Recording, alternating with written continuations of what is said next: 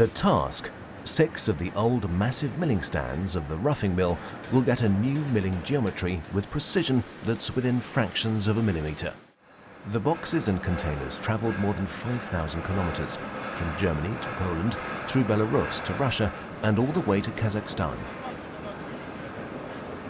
Compound steel plates and tools, each with a value of multiple hundreds of thousands of euros. Now everything is in the steel mill in Temirtau. The big machines have been here for a while. In the individually set up shop, the chock are refurbished.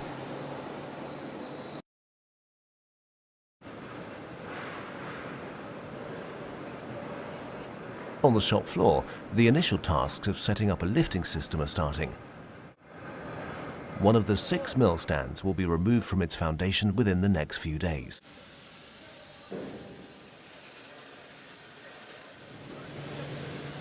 The foundation is totally broken up, says the civil engineer. Oil and rust have damaged the structure to the point that it does not carry any of the designed load.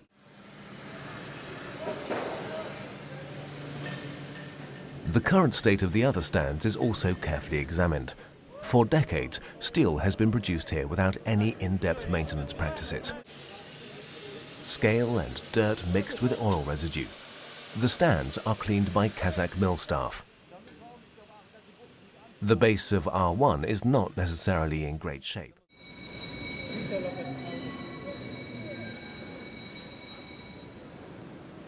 At stand R2, the first drilling templates can be mounted. To create a precise location for the linear bearings later on, the holes have to be drilled in an accurate position. The refurbishment staff has to work within 1/10 of a millimetre accuracy. This is very difficult in the neglected mill stands, where the overall geometry is no longer acceptable.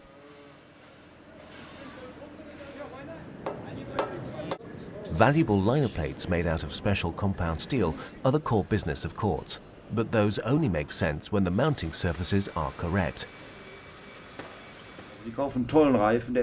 Imagine you buy an expensive tyre. You would expect it to last long, Jochen Korts explains. If that's not the case, you go back to the manufacturer and complain. A smart mechanic would check your alignment. That's what we started doing for our products: measure and refurbish, then guarantee performance. Accurate working conditions have been absent for years. Rolls and bearings are inaccurate, will get damaged by unpredictable forces, hence need to be replaced frequently. The final product quality is lacking and cost levels are rising. The steel mill is currently producing about 3 million tons of steel and has not reached its designed productivity level in years. The upcoming precise refurbishment of the roughing mill will increase the quality and quantity of the steel produced in the future. The output could be raised by about 20%. Bearing failures, differential forces, cross-rolling and unplanned outages can be eliminated. This puts the mill in an excellent technical and commercial working condition despite the old age of the machinery.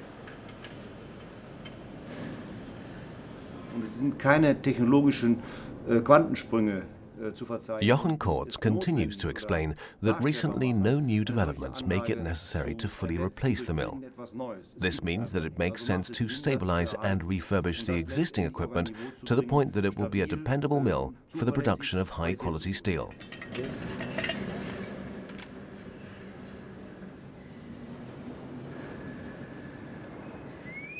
The base milling machine is being placed in R4. This 7-ton on-site giant from Remscheid needs to be accurately mounted in the stand with the help of laser technology.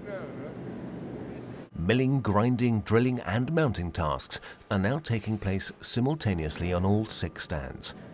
The individual jobs are carefully choreographed so that the mill doesn't stand still for too many days. We have a delicate time schedule, explains Jochen Korts. That's why we set up special teams that continue with the same work throughout all stands.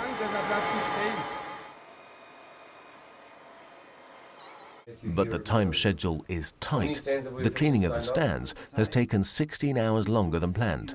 Costs are rising. Visas are running out. Despite all that, all the work is going as planned. R3 10 o'clock, R4 16 hours and R5 10 o'clock. That is the official thing, and that means The main concern remains R0, the first stand of the entire mill.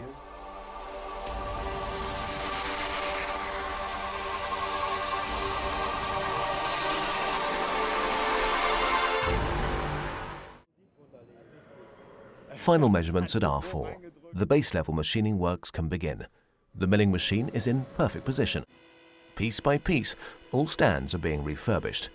In the end, the steel from Kazakhstan will have higher quality and will be economically more viable. Da bin ich so ein bisschen mit Darwin, survival of the fittest. Also ich sag mal, wer Jochen Kortz is on Darwin's side here. It's the survival of the fittest, and whoever is willing to invest in technology and improvements will see results. Until now, R0 is still on the foundation. The first spectators have arrived. 200 tons have to be moved 4 meters vertically and about the same distance over the rollout table. The man on the controls checks the computer and lifts up the stand. It loosens from the old foundation without difficulty. Alex and Jochen Kortz are relieved.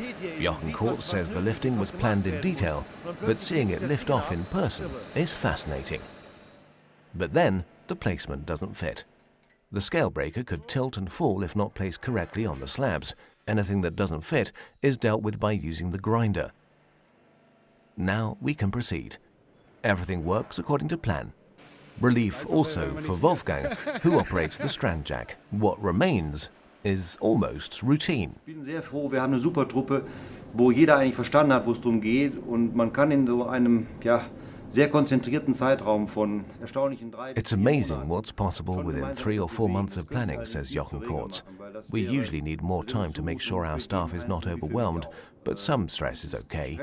Kortz engineering relies on skilled staff, and despite the different cultures and mentalities, we collaborate very well, especially with the customer. He continues to say that it's stressful and tough, but everyone knows why they're here, and that we're making good progress. Von daher, ja, Stress ist es. Es kann kein Dauerstress sein. Ich sage immer, man sollte den Notarzt nicht zu seinem Fitnesstrainer machen.